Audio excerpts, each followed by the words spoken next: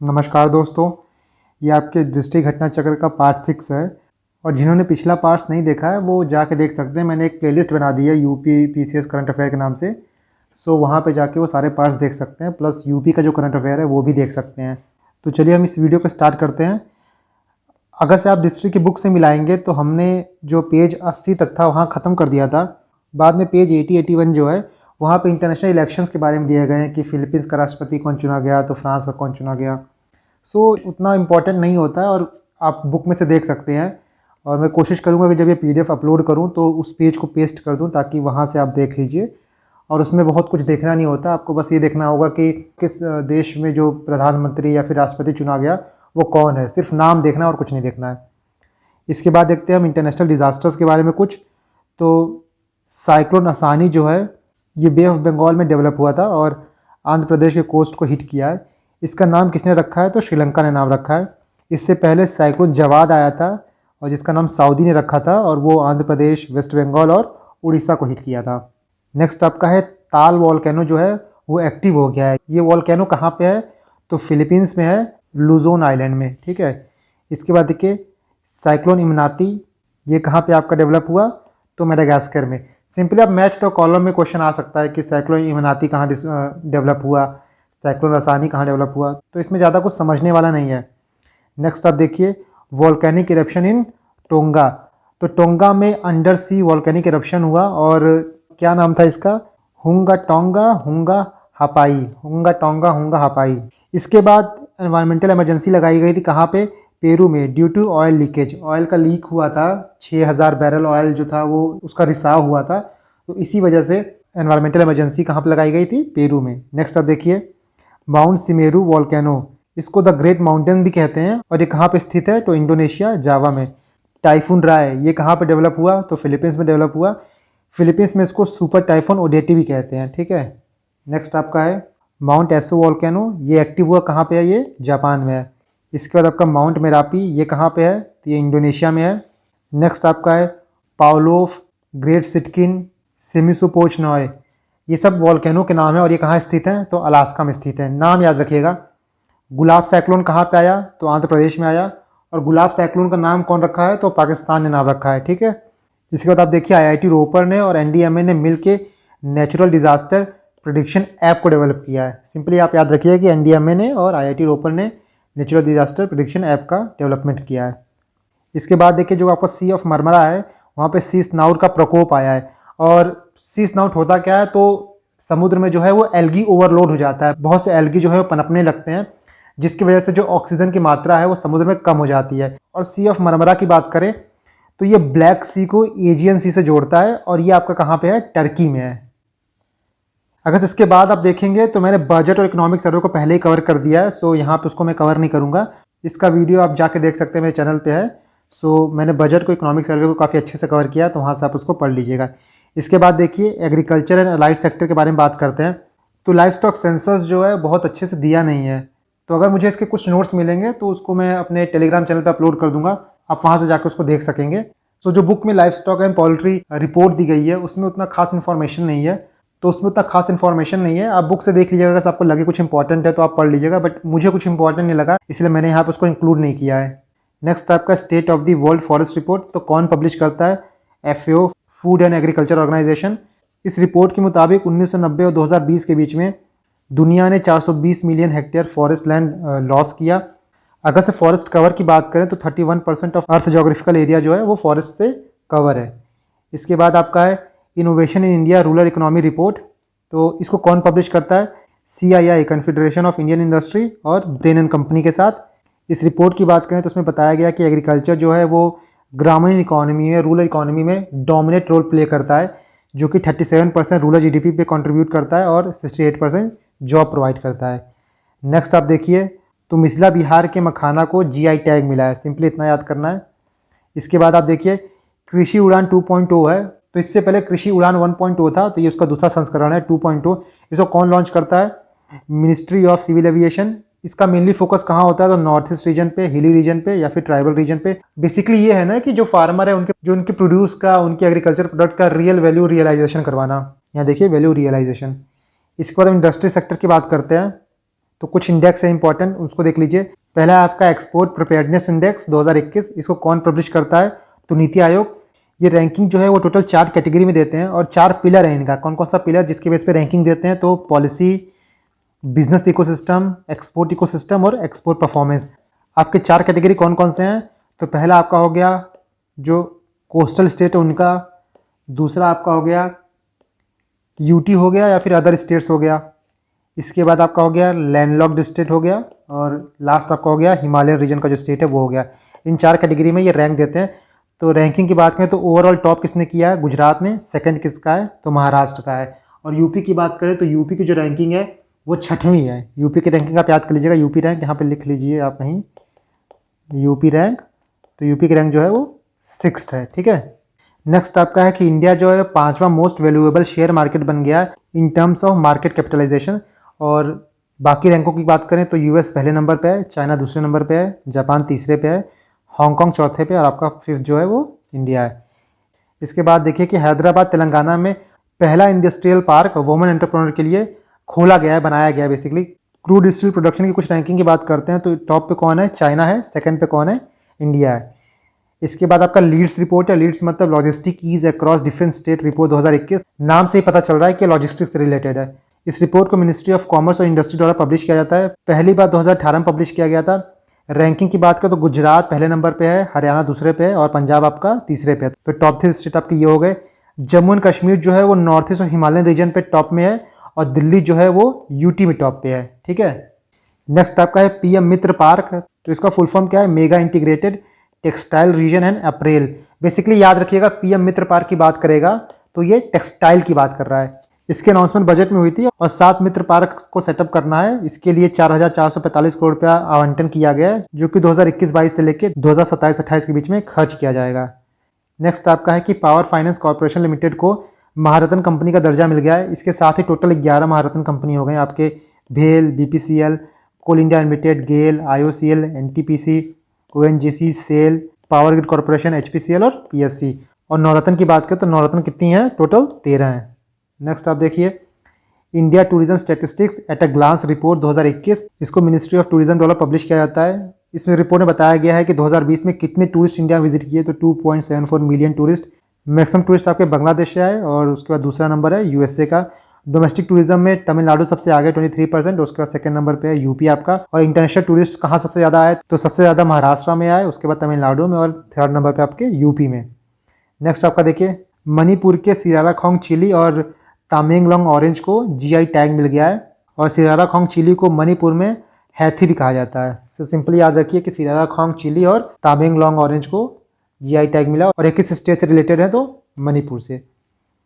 इसके बाद देखिए उभरते सितारे फंड। तो इस फंड को मिनिस्ट्री ऑफ फाइनेंस ने लॉन्च किया था टू हेल्प एमएसएमई, जो एक्सपोर्ट ओरिएंटेड एमएसएमई है, जो निर्यात करते हैं उनको हेल्प करने के लिए ये फंड को लॉन्च किया गया। ये एक टाइप का ऑल्टरनेटिव इन्वेस्टमेंट फंड है। और अगर से ऑल्टरनेटिव इन्वेस्टमेंट फंड की बात करें तो ये प्राइवेटली पूल्ड फंड होता है और जो कि हेज फंड या फिर प्राइवेट इक्विटी में इन्वेस्ट करता है। जो आपके ट्रेडिशनल फंड होते हैं उनसे अलग जो फंड होते हैं उसको कहा जाता है अल्टरनेटिव इन्वेस्टमेंट फंड। इसको किसने सेटअप किया है? तो एक्सिम बैंक और सिडबी ने मिलकर सेटअप किया है। नेक्स्ट आपका गुजरात का कांडला जो है वो first green special economic zone बन गया है और इसको प्लेटिनम रेटिंग मिला है किसके द्वारा? इंडियन ग्रीन बिल्डिंग काउंसिल द्वारा, ठीक। नेक्स्ट आपका है ग्लोबल स्टार्टअप इकोसिस्टम इंडेक्स 2021। इसको कौन लॉन्च करता है? तो स्टार्टअप ब्लिंक। इसमें 100 कंट्रीज़ के 1000 सिटीज़ को रैंक किया गया है। इंडिया की बात करो तो इंडिया के बेंगलोर जो है वो 10th नंबर पे है, दिल्ली 14th पे है, मुंबई 16वें पे है। ये 3 सिटीज़ आपके टॉप 20 में, और बाकी जो टॉप पे है वो सैन फ्रांसिस्को है जो कि यूएस का है। यहाँ पे आप देख लीजिए तो टॉप 5 देश कौन से हैं? तो पहला अमेरिका है आपका, दूसरा यूके है, तीसरा इजराइल है, चौथा कनाडा है और पांचवा आपका जर्मनी है। और टॉप 5 शहर कौन से हैं? तो पहला सैन फ्रांसिस्को है, दूसरा न्यूयॉर्क है, तीसरा बीजिंग है आपका, चौथा लॉस एंजलिस है और पांचवा आपका लंदन है। नेक्स्ट आप देखिए रिपोर्ट ऑन ग्लोबल रेमिटेंस। तो वर्ल्ड बैंक द्वारा migration and development brief publish किया गया। इसमें बताया गया कि जो इंडिया है वो टॉप रेमिटेंस रिसीवर है, जिसको टोटल रेमिटेंस कितना मिला है? तो 83 बिलियन मिला है 2020 में। पिछले वर्ष की तुलना में कुछ कम है, पिछले वर्ष में 83.3 बिलियन मिला था। सेकंड नंबर पे आपका चाइना है और थर्ड नंबर पे आपका मैक्सिको है। एक क्वेश्चन मुझे बताइएगा कि इंडिया का बिगेस्ट सोर्स ऑफ रेमिटेंस कौन सी कंट्री है? सबसे ज़्यादा इंडिया की रेमिटेंस किस कंट्री से आती है? इसका मुझे आप कमेंट करिएगा और इंपॉर्टेंट क्वेश्चन है, पूछा जा सकता है। नेक्स्ट हम इंडिया के एक्सटर्नल डेट की बात करते हैं। तो दिसंबर 2021 तक की बात करें तो इंडिया का जो टोटल एक्सटर्नल डेट है वो है $614.9 बिलियन, जो कि इंडिया के 20% ऑफ जीडीपी के बराबर है। और डेट की बात करें तो सबसे ज़्यादा यूएस डॉलर में है, फिर रुपी में है, फिर एसडीआर में है, फिर येन में है और फिर यूरो में है। और भी कुछ एक्सटर्नल डेट के कंपोनेंट की बात करें तो सबसे ज़्यादा कंपोनेंट आपका कमर्शियल बोरोइंग का है और सेकंड आपका है नॉन रेसिडेंट डिपॉजिट का। इसके बाद देखिए पावर फाइनेंस कॉर्पोरेशन जो कि एक एनबीएफसी है, उसने इंडिया का पहला ग्रीन यूरो बॉन्ड लॉन्च किया, इशू किया है, जो कि 300 मिलियन यूरो का है। और ऐसा पहली बार हुआ है कि किसी इंडियन एनबीएफसी ने यूरो डिनोमिनेटेड बॉन्ड जो है उसको इशू किया है। ग्रीन म्युनिसिपल बॉन्ड की बात करें तो गाजियाबाद म्युनिसिपल कॉर्पोरेशन जो है उसने इंडिया का पहला ग्रीन म्युनिसिपल बॉन्ड जो है वो बीएससी पे लिस्ट किया था। नेक्स्ट आपका है कि central American country El Salvador जो है वो दुनिया की पहली कंट्री बन गई जहाँ पे बिटकॉइन को as a legal tender use किया जाएगा। मतलब यूएस डॉलर भी यूज़ किया जाएगा यहाँ पे और बिटकॉइन को भी यूज़ किया जाएगा। और अगर से एल सल्वाडोर की कैपिटल की बात करें तो सैन सल्वाडोर है। ईजी है, इसको तो याद ही रहेगा आपको। नेक्स्ट कुछ इंटरनेशनल इकोनॉमिक इवेंट को देखते हैं हम लोग। सो पहला आपका global market outlook for solar power 2022-26। या आप ये याद रखिएगा 2022-26 के लिए निकाला गया है ये रिपोर्ट। तो ये रिपोर्ट कहाँ पब्लिश किया गया था? तो इंटर सोलर यूरोप कॉन्फ्रेंस इस रिपोर्ट को पब्लिश किया गया था। इस रिपोर्ट की बात करें तो इस रिपोर्ट में बताया गया कि 2021 में 167.8 गीगावाट सोलर कैपेसिटी ऐड किया गया एट ए ग्लोबल लेवल। सबसे ज़्यादा कौन ऐड किया है? तो चाइना ऐड किया है 59.4 गीगावाट। सेकंड नंबर पे आपकी यूएसए 27.3 और थर्ड नंबर पे आपकी इंडिया जो कि 14.2 गीगावाट। टॉप 5 कंट्री की बात करें इन टर्म्स ऑफ सोलर कैपेसिटी तो पहले नंबर पे आपकी चाइना है, दूसरे पे यूएसए है, तीसरे पे जापान है, चौथे पे जर्मनी है और पाँचवें पे आपका इंडिया है। नेक्स्ट आपका एशियन डेवलपमेंट आउटलुक रिपोर्ट 2022। तो सिंपल सी बात है, इसको एडबी एशियन डेवलपमेंट बैंक द्वारा पब्लिश किया जाता है। इसका थीम क्या था? Mobilising taxes for development. Growth की बात करें क्योंकि ग्रोथ प्रेडिक्ट करता है कि किस इंडिया का और वर्ल्ड का ग्रोथ कितना रहेगा आने वाले वर्षों में। तो डेवलपिंग एशिया का जीडीपी ग्रोथ के बारे में बात करें तो इसने बताया कि 2022 में 5.2% रहेगा और 2023 में 5.3% रहेगा।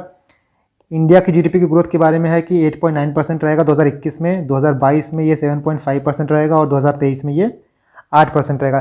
देखिए बहुत ज़्यादा इंपॉर्टेंट नहीं है, कुछ मेजर इंस्टीट्यूशंस उनको आप देख लीजिएगा। और बेसिकली जो आरबीआई का हो गया या फिर गवर्नमेंट का जो डेटा आता है वो इंपॉर्टेंट है, क्योंकि हर जो रिपोर्ट रहती है, चाहे आईएमएफ हो गई, वर्ल्ड बैंक हो गई, एडीबी हो गई, ओईसीडी हो गई, सब अपना कुछ अनुमान निकालती रहते हैं, तो सबका आप याद भी नहीं कर पाएंगे। इसके बाद देखिए ग्लोबल इकोनॉमिक प्रॉस्पेक्ट रिपोर्ट 2022, इसको कौन पब्लिश करता है? तो वर्ल्ड बैंक ग्रुप। और इसके मुताबिक इंडिया के जो ग्रोथ है 2021-22 में वो 8.3% रहेगा, 2022 में 8.7% और 2023 में 6.8%। नेक्स्ट आपका है हुरून इंडिया वेल्थ रिपोर्ट 2021। तो इसके मुताबिक मुंबई जो है वो टॉप है in terms of numbers of millionaire, जो करोड़पति वो सबसे ज़्यादा मुंबई में रहते हैं और सेकंड नंबर पे दिल्ली में रहते हैं। इसके बाद देखिए वर्ल्ड इकोनॉमिक आउटलुक 2022, तो इसको आईएमएफ द्वारा पब्लिश किया जाता है। इसका टाइटल था इस साल का what sets back the global recovery. Indian economy को लेकर कुछ प्रिडिक्शन है इनकी कि इंडियन इकोनॉमी जो है 2021 में 8.9% से ग्रो करेगी, 2022 में 8.2 और 2023 में आपकी 6.9% से। नेक्स्ट आपका है सेलिब्रिटी ब्रांड वैल्यूएशन स्टडी 2021। तो किसके द्वारा किया जाता है? बाय डफ एंड फेल्प्स क्रोल। इसके मुताबिक सबसे ज़्यादा ब्रांड वैल्यू किसकी है इंडिया में? तो विराट कोहली की, सेकंड नंबर पे रणवीर सिंह है और फोर्थ नंबर पे आपकी आलिया भट्ट है और वुमेंस में ये पहले नंबर पे हैं। नेक्स्ट आपका है world economic situation and prospect report 2022। तो इसको कौन पब्लिश करता है? यूएन देसा। यूएन देसा का फुल फॉर्म क्या है आपका? United nation department of economic and social affairs. इसके मुताबिक जो ग्लोबल इकोनॉमिक ग्रोथ रहेगी वो 5.5% रहेगी 2021 में और इंडिया की जो इकोनॉमिक ग्रोथ रहेगी वो 9% रहेगी 2021 में। नेक्स्ट आपका है कि आईआईएफएल और हुरून इंडिया ने मिलकर वेल्थ लिस्ट जारी किया, जिसके साथ में टॉप मुकेश अंबानी है, सेकंड नंबर पे गौतम अडानी है और टोटल लिस्ट में कितने लोग शामिल है? तो 1007 लोग शामिल है।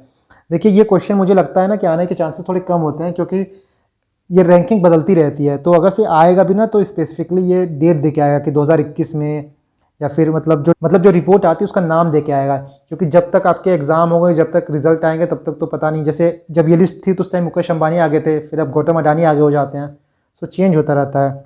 नेक्स्ट आपका ओईसीडी इकोनॉमिक आउटलुक। तो इसको ओईसीडी द्वारा पब्लिश किया जाता है। बाकी यहाँ पे उनकी कुछ इकोनॉमिक ग्रोथ की प्रेडिक्शंस हैं, जैसे वर्ल्ड की जो इकोनॉमी है 2021 में 5.7% से ग्रो करेगी, 2022 में 4.5% से, G20 की इकोनॉमिक 6.1% से और 4.8% से 2021-22 के हिसाब से। इंडिया को देखें तो इंडिया के 2021 में 9.7% से और 2022 में 7.9% से। यहाँ पे आपके ब्रिक्स देश हैं, मतलब ब्राज़ील, चाइना, भारत, रशिया और दक्षिण अफ्रीका। बाकी यूएसए की बात करें तो यूएसए की 6% से 2021 में और 2022 में 3.9% से। नेक्स्ट आप देखिए फोर्ब्स वर्ल्ड बिलियनियर लिस्ट 2022। तो टोटल नेटवर्थ टोटल बिलियनर्स की कितनी जो इस लिस्ट में शामिल है? $12.7 ट्रिलियन। टॉप किसने किया, एलॉन मस्क ने। सेकंड नंबर पे आपके जेफ बेजोस हैं। रिचेस्ट वुमन कौन है, फ्रैंकोइस बेटनकोर्ट। और अंबानी जो हैं वो 10वें नंबर पे हैं, मुकेश अंबानी, ऑब्वियस सी बात है। नेक्स्ट आपका है हुरून ग्लोबल रिच लिस्ट 2022। तो पहले नंबर पे आपके एलॉन मस्क हैं, दूसरे पे जेफ बेजोस, तीसरे पे आपके बर्नार्ड अर्नाल्ड। बाकी आप इनकी कंपनियों का नाम देख सकते हैं। कंपनियों का नाम आप देख लीजिएगा। कई बार क्या होता है ना कि वो तो नहीं पूछता है कि कौन अमीर है कौन गरीब है, लेकिन ये पूछ लेता है कि कौन सी कंपनी के मालिक कौन है, फाउंडर कौन है, सीईओ कौन है। तो ये देख लीजिएगा।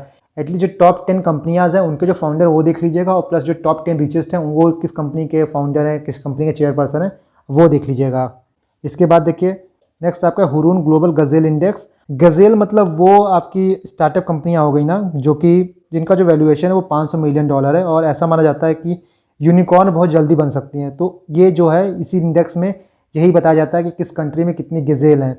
इसको कौन पब्लिश करता है, हुरून रिसर्च इंस्टीट्यूट पब्लिश करता है। इंडिया जो है नंबर ऑफ गजेल में तीसरे नंबर पे आता है, और सिकोया जो है वो मोस्ट सक्सेसफुल गजेल इन्वेस्टर है। और सिटी की बात करें तो बेंगलोर में 14 गजेल हैं, और इसीलिए बेंगलोर की रैंकिंग जो है 7th है, और मुंबई में 6 गजेल है, और मुंबई की रैंकिंग आपकी 17 है। यहाँ पे बाकी रैंकिंग देखिए, पहले नंबर पे कौन सी है, अमेरिका जहाँ पे 201 गजेल हैं। सेकंड पे चाइना है, 171 गजेल हैं। थर्ड पे आपका भारत है, जहाँ पे 29 गजेल हैं। और फोर्थ पे यूके है 26 गजेल के साथ, और पाँचवें पे जर्मनी है 15 गजेल के साथ। शहरों की बात करें, सिटीज़ की बात, तो सैन फ्रांसिस्को में 59 गजेल हैं, शंघाई चाइना में 54 हैं, बीजिंग में 39 है, न्यूयॉर्क में 36 हैं, लंदन में 25 है, और यहाँ पे देख लीजिए आप बेंगलोर में आपके 14 गजेल हैं और 7th रैंक है। इसके बाद देखिए आप फोर्ब्स इंडिया रिच लिस्ट, तो मुकेश अंबानी, गौतम अडानी और शिव नाडर जो हैं वो टॉप 3 हैं। बायजू जो हैं वो यंगेस्ट बिलियनियर हैं। नेक्स्ट आपका है फॉर्च्यून ग्लोबल 500। तो जो वर्ल्ड की टॉप 500 कंपनीज़ हैं इन टर्म्स ऑफ रेवेन्यू, उनको ये लिस्ट डाउन करता है। टॉप जो है वॉलमार्ट है, इंडिया से जो है 7 कंपनियाँ हैं, और उसमें से टॉप जो करता है वो है Reliance India limited. Specifically India की बात करो तो इंडिया के जो रिलायंस इंडिया लिमिटेड है वो 155 नंबर पे है। स्टेट बैंक ऑफ इंडिया आपकी 205 नंबर पे है। इंडियन ऑयल आपका 212 नंबर पे है। Oil and natural gas ONGC जो है वो 243 नंबर पे है। राजेश एक्सपोर्ट जो है वो 348 पे है। टाटा मोटर्स आपके 357 पे, और भारत पेट्रोलियम आपके 394 पे है। नेक्स्ट आपका है वर्ल्ड लिविंग इंडेक्स 2021। इसको चैरिटीज एज फाउंडेशन जो है वो पब्लिश करते हैं। वर्ल्ड लिविंग इंडेक्स बेसिकली ये दिखता है ना किस कंट्री में कौन कितने लोग दान करते हैं। तो जैसे टॉप पे इंडोनेशिया है, तो यहाँ पे ये बोला गया है कि 10 लोगों में से 8 लोगों ने दान किया है। इंडिया जो है 14th नंबर पे, और सबसे बॉटम पे आप ये देखिए जापान है। इतनी डेवलप कंट्रियाँ जो हैं वो दान वान तो नहीं करती हैं। तो इस लिस्ट में जो आप बड़ी बड़ी कंट्रीज़ हैं उनको टॉप पे मत मारिएगा, वो नीचे रहेंगी आपकी। जैसे जापान है आपकी बॉटम है। इसके बाद देखिए नेक्स्ट आपका ग्लोबल क्रिप्टो अडॉप्शन इंडेक्स 2021। तो इसमें बेसिकली ये देखते हैं कि जो कौन सी कंट्री ऐसी है जहाँ पे क्रिप्टो करेंसी को लेके, अडॉप्शन को लेके बहुत ज़्यादा फेवरेबल इकोसिस्टम और वहाँ के लोग अडॉप्ट कर रहे हैं। तो पहले नंबर पे आपका वियतनाम है, दूसरे नंबर पे इंडिया है। इसके बाद हम कुछ एस्ट्रोनॉमिकल एक्टिविटीज़ के बारे में बात करते हैं। तो आपका पहला इलान क्रेटर। इलान क्रेटर जो है वो हेलोंगजियांग प्रोविंस जो कि चाइना में स्थित है वहाँ पाया गया है, और ये लार्जेस्ट मीटेओराइट इम्पैक्ट क्रेटर है जो कि माना जाता है कि 1 लाख साल पुराना है। पहला जो क्रेटर पाया गया था चाइना का वो था झिजुयान प्रोविंस में। इंडिया में जो लुनार लेक है वो भी एक क्रेटर है जो कि महाराष्ट्र में स्थित है। इसके बाद देखिए आप, तो PSLV C52 से अर्थ ऑब्जर्वेशन सैटेलाइट को लॉन्च किया गया जो कि 2022 का पहला लॉन्च था। ये सैटेलाइट जो है आपका श्रीहरिकोटा के सतीश धवन स्पेस सेंटर से लॉन्च किया गया। इसके साथ 2 सैटेलाइट और लॉन्च किया गया, इंस्पायर सैट-1 और INS-2TD। ये जो आपका अर्थ ऑब्जर्वेशन सैटेलाइट है वो सन सिंक्रोनस पोलर ऑर्बिट में लॉन्च किया गया, जिसकी ऊंचाई जो है वो 524 किलोमीटर है। नेक्स्ट आप देखिए इनसेट 4B को डीकमीशन कर दिया गया है, और ये कम्युनिकेशन सैटेलाइट है। इसके साथ कुछ इन्फॉर्मेशन आप देख लीजिए इसरो के बारे में। तो इसरो के जो करंट चेयरमैन है वो है doctor S Somnath. Headquarter ISRO का आपका बेंगलुरु में, और इसरो को इस्टेब्लिश कब किया गया था, तो 15 अगस्त 1969 को। नेक्स्ट आपका कि 25 दिसंबर 2021 को जेम्स वेब स्पेस टेलीस्कोप को लॉन्च कर दिया गया फ्रॉम फ्रेंच गुयाना। और किस रॉकेट से लॉन्च किया गया, तो एरियान 5 के, और ये काफ़ी पावरफुल यूरोपियन रॉकेट है। जेम्स वेब स्पेस टेलीस्कोप की बात करें तो ये इंफ्रारेड टेलीस्कोप है, और इसको हबल का सक्सेसर माना जाता है। ये जो टेलीस्कोप है ये जॉइंट मिशन है किसका, नासा का, यूरोपियन स्पेस एजेंसी का और कनेडियन स्पेस एजेंसी का। याद रखिएगा आप। एक पॉइंट और याद रखिएगा, इसमें जो प्राइमरी मिरर लगा हुआ है वो 18 हेक्सागोनल मिरर से बना हुआ है, जो कि बेरिलियम एक पदार्थ है उससे बना होता है। ठीक है, तो याद रखिएगा बस सिंपली आपकी हेक्सागोनल मिरर जो लगा हुआ है बेरिलियम से बना हुआ है। नेक्स्ट आपका देखिए धवन-1। तो धवन-1 क्या है, ये इंडिया का पहला फुली क्रायोजेनिक रॉकेट इंजन है जो कि प्राइवेटली डेवलप किया गया है। किसके द्वारा, स्काईरूट एरोस्पेस द्वारा। और ये 2 प्रोपेलेंट पे चलता है। पहला प्रोपेलेंट आपका है लिक्विफाइड नेचुरल गैस, और दूसरा है आपका लिक्विड ऑक्सीजन। नेक्स्ट आपका इंडियन स्पेस एसोसिएशन, इसको PM मोदी ने लॉन्च किया है। बेसिकली ये क्या करेगा कि सिंगल विंडो क्लियरेंस देगा, जो स्पेस से रिलेटेड मैटर्स है उनसे डील करेगा, ताकि जो स्पेस एक्सप्लोरेशन है उसको और ज़्यादा बढ़ावा मिल सके। याद रखिएगा, बस आप नाम याद रखिएगा, उतना इनफ है। नेक्स्ट आपका है हेंसन क्रेटर। तो इंटरनेशनल एस्ट्रोनॉमिकल यूनियन ने मून के साउथ पोल पे जो क्रेटर है उसका नाम हेंसन क्रेटर रखा है, जो कि मैथ्यू हेंसन को डेडिकेटेड है। मैथ्यू हेंसन कौन थे? तो ये one of the first person थे जो कि नॉर्थ पोल पे पहुंचे थे। तो सिंपल यहाँ पे याद रखिएगा कि हेंसन क्रेटर कहाँ पे है, तो मून के साउथ पोल पे है। इसका सिंपल सा है कि GSLV F10 जो है वो फेल हो गया है, ये मिशन फेल हो गया। अगर से क्वेश्चन आएगा कि कौन सा मिशन फेल हुआ है, तो अगर से ऑप्शन होगा GSLV F10, तो उस पर आप टिक लगा दीजिएगा। कुछ न्यू और अपडेटेड टेक्नोलॉजी की बात करते हैं तो पहला सेमिकॉन इंडिया कॉन्फ्रेंस 2022 इनॉग्रेट किया मोदी जी ने। कहाँ पे? तो बेंगलुरु में ऑर्गेनाइज किया गया था by MITI, ministry of electronics and information technology. इसका ऑब्जेक्टिव क्या? तो सिंपल इलेक्ट्रॉनिक मैन्युफैक्चरिंग, सेमीकंडक्टर के डिज़ाइन को, प्रोडक्शन को, इनोवेशन को बढ़ावा देना। इसके बाद देखिए इंडिया का पहला स्टील स्लैग रोड कहाँ पे बना है? तो सूरत में बना है, हजीरा इंडस्ट्रियल एरिया में। और स्टील स्लैग क्या है? बेसिकली इंडस्ट्रियल वेस्ट है, तो उससे इस रोड को बनाया गया और ये 1 किलोमीटर लंबा रोड है। तो सिंपल याद रखिएगा कि स्टील स्लैग रोड कहाँ पे बना है? तो सूरत में बना है। नेक्स्ट हमको सुपर कंप्यूटर की बात करते हैं। तो सुपर कंप्यूटर परम प्रवेगा जो है उसको IISc बेंगलुरु में इंस्टॉल किया गया है, और ये इंडिया का one of the most powerful super computer है।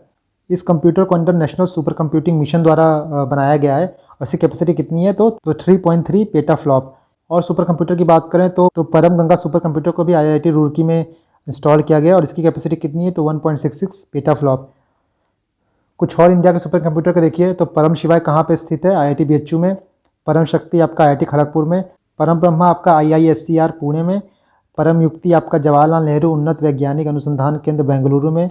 परम सिद्धि आप देखिए CDEC पुणे में। ठीक है। नेक्स्ट देखिए आप, इंडिया का पहला कोल टू मिथेनॉल प्लांट कहाँ पे आया है? तो हैदराबाद में आया है। किसने बनाया है? तो भेल ने बनाया है। सिंपल। ठीक। इसके बाद देखिए इंडिया का पहला इंडिजिनियस सर्वर कौन है? तो रुद्र है। किसके द्वारा बनाया गया? तो CDEC द्वारा बनाया गया है। CDEC का फुल फॉर्म क्या है? तो centre for development of advance computing. इसके बाद वर्ल्ड के 500 फास्टेस्ट सुपर कंप्यूटर की बात करें तो पहले नंबर पे कौन है? तो फुगाकू।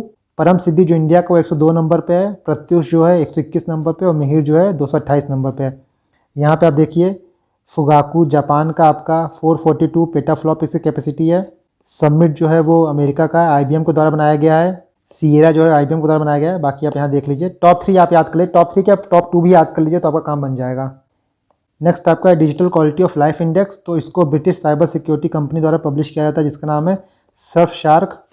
इसमें 110 कंट्रियों को देखा गया है, जिसमें से टॉप जो है वो डेनमार्क है, साउथ कोरिया आपके सेकंड है, फिनलैंड आपके थर्ड है। इंडिया के रैंक जो है वो 59th है। इसके बाद देखिए एटेल स्पेस चैलेंज 2021। तो इसको नीति आयोग, इसरो और CBSE द्वारा कंडक्ट किया जाता है, और बेसिकली ये है कि जो यंग स्टूडेंट्स हैं क्लास 6 से लेकर 12 के बीच में, उनकी रुचि स्पेस टेक्नोलॉजी और स्पेस साइंस में बढ़ाना है। नेक्स्ट आपका है कि इंडिया का पहला इलेक्ट्रिक व्हीकल फ्रेंडली हाईवे जो है वो आपका दिल्ली चंडीगढ़ हाईवे बन गया है। और आपका पहला solar electric vehicle charging station कहाँ पे बना है? तो करनाल लेक रिजॉर्ट पे बना है। इसको किसने बनाया है? तो भेल ने बनाया है अंडर फेम स्कीम। अब मुझे कमेंट करिएगा कि फेम स्कीम किसके बारे में है। मैं ही बता देता हूँ, ये इलेक्ट्रिक व्हीकल के बारे में बेसिकली। ठीक है। नेक्स्ट आपका नेशनल हाइड्रोजन मिशन। तो इसको 15 अगस्त 2021 को अनाउंस किया गया था, और इसका बेसिक ऑब्जेक्टिव क्या है कि जो क्लाइमेट चेंज है उससे लड़ना, इंडिया का जो कमिटमेंट है क्लाइमेट चेंज को लेके, रिन्यूएबल एनर्जी को लेके उसको फुलफिल करना, ग्रीन हाइड्रोजन की मैन्युफैक्चरिंग करना, प्लस उसका एक्सपोर्ट करना है। बजट में हाइड्रोजन एनर्जी के लिए 25 करोड़ रुपया आवंटन किया गया है। कुछ इंपॉर्टेंट पॉइंट्स की बात करें तो इंडिया जो है वो mission innovation renewable and clean hydrogen challenge का भी एक पार्ट है। ये टोटल 24 देश प्लस यूरोपियन यूनियन का एक पहल है, एक इनिशिएटिव, उसका भी इंडिया पार्ट है। और इंडिया में नेशनल हाइड्रोजन इकोनॉमिक बोर्ड जो है वो 2003 में स्टैब्लिश किया गया था। ये फैक्ट आप याद रखिएगा। नेक्स्ट आपका नेशनल ऑटोमोबाइल स्क्रैपेज पॉलिसी। तो इसको बजट में अनाउंस किया गया था, और मोदी जी ने इसको इन्वेस्टर समिट में लॉन्च किया है। कुछ इंपॉर्टेंट पॉइंट्स की बात करें तो जो व्हीकल मैन्युफैक्चरर हैं वो 5% डिस्काउंट देंगे अगर से उनको आप स्क्रैपिंग सर्टिफिकेट दिखाते हैं तो। और जो पुराने व्हीकल्स हैं उनमें ग्रीन टैक्स लगेगा, उनकी जो रजिस्ट्रेशन फीस है वो बढ़ाई दी जाएगी। इसका 2-3 ऑब्जेक्टिव है। जो ऑटोमोबाइल सेक्टर में स्लो डाउन हो गया था उसको उठाने के लिए भी, प्लस क्लाइमेट चेंज को देखते हुए भी कि पुराने व्हीकल जो हैं बहुत पॉल्यूशन करते हैं, उसको भी थोड़ा कम करने के लिए ये स्क्रैपेज पॉलिसी लाई गई है। नेक्स्ट देखिए आप ग्रीन स्टील के बारे में। तो स्वीडन जो है वो पहली कंट्री बन गई है दुनिया के जिसमें फॉसिल फ्यूल फ्री जो है स्टील को मैन्युफैक्चर किया है। और उसने कौन सी टेक्नोलॉजी यूज़ की? तो हाइब्रिड टेक्नोलॉजी। हाइब्रिड नहीं है, हाइब्रिड है, याद रखिएगा, BRIT ब्रिट। इसका फुल फॉर्म है आपका hydrogen break through iron making technology.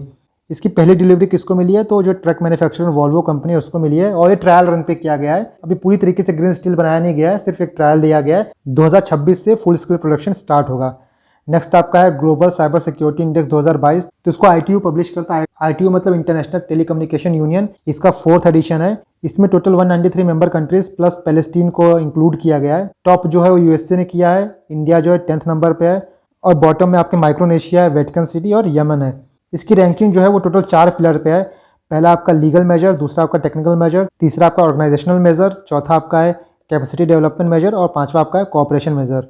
अगर से कुछ रैंकिंग की बात करें तो पहले नंबर पे आपका अमेरिका है, फर्स्ट नंबर पे जिसका स्कोर 100 है। उसके बाद UK है और सऊदी अरेब दोनों दूसरे नंबर पे हैं, सेकंड रैंक है उनका। एस्टोनिया जो है वो तीसरे नंबर पे है। Republic of Korea, Singapore, Spain चौथे नंबर पे है। रशिया, UAE, मलेशिया 5वें नंबर पे है। ब्रिक्स देशों की बात करें तो ब्राज़ील जो है वो 18वें नंबर पे है, रशिया जो है 5वें नंबर पे है। इंडिया की रैंकिंग याद करिएगा कि 10वीं, और स्कोर क्या है इंडिया का तो 97.5। चाइना की रैंकिंग 833 है और साउथ अफ्रीका की रैंकिंग आपकी 59 है। तो दोस्तों आपका यहाँ पार्ट 6 खत्म हो गया है, और अगर सब बुक से मिलाओगे तो ऑलमोस्ट आपके 115-116 पेज खत्म हो चुके हैं। टोटल बुक में 200-205 पेज हैं, तो आपके 85 पेज बचेंगे, और 85 पेजेस में आपके 20 से 25 पेजेस ऐसे हैं जो कि पढ़ाने की ज़रूरत नहीं है। जैसा वही बताया ना मैंने कि मिलिट्री एक्सरसाइजेज हो गए, बुक्स ऑथर्स हो गए, स्पोर्ट्स हो गए, तो उसको ऐसे बताने की ज़रूरत नहीं है। हिंदी इंग्लिश का कोई इशू वहाँ नहीं होता है। तो जो मैं इसका PDF अपलोड करूंगा तो उसमें टिक कर दूंगा कि आप क्या क्या पढ़िए, उसको आप सिंपली PDF से भी पढ़ सकते हो, उसमें कोई इशू नहीं है। तो बाकी आपका ऑलमोस्ट खत्म हो चुका है, 50-60 पेज बचा हुआ है, उसको भी मैं 1-2 दिन में खत्म कर दूंगा, और उसके बाद आपको काफ़ी टाइम मिल जाएगा रिवीजन के लिए। तो दोस्तों आप इस तरह मेहनत करते रहिए। Thank you and God bless you all.